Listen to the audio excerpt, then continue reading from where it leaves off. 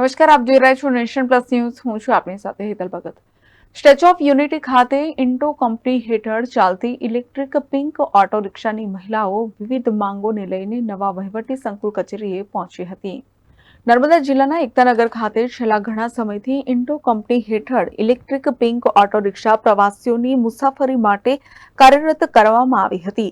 જે રિક્ષાઓ હાલ મહિલાઓ ચલાવી રહી છે. આ રિક્ષાઓ સ્ટેચ્યુ ઓફ યુનિટીના વિવિધ પરિસરમાં પ્રવાસીઓને લાભા લઈ જવાનું કાર્ય કરતી હતી, પરંતુ વહીવટી તંત્ર દ્વારા અમુક રૂટો પર ઇલેક્ટ્રિક બસની ફ્રી સેવા પ્રવાસીઓ માટે શરૂ કરવામાં આવતા પિંક ઓટો ઇલેક્ટ્રિક રિક્ષા ચલાવતી મહિલાઓની રોજગારીમાં તૂટ પડી છે. એવા મુદ્દાને લઈને મહિલાઓએ ઓછી રોજગારી મળતી હોવાના તથા અન્ય વિવિધ મુદ્દાઓની માંગોને લઈને નવા વહીવટી સંકુલ કચેરીએ પહોંચી હતી અને ગેટ પાસે બેસી ગઈ હતી.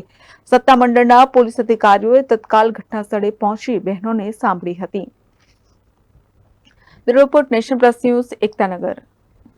સમાચારોના સતત અપડેટ મેળવવા માટે અમારી નેશન પ્લસ ન્યૂઝની યુટ્યુબ ચેનલને સબસ્ક્રાઇબ કરો, બેલ આઇકન દબાવો અને જોડાયેલા રહો ફેસબુક, ઇન્સ્ટાગ્રામ અને ટ્વિટર પર.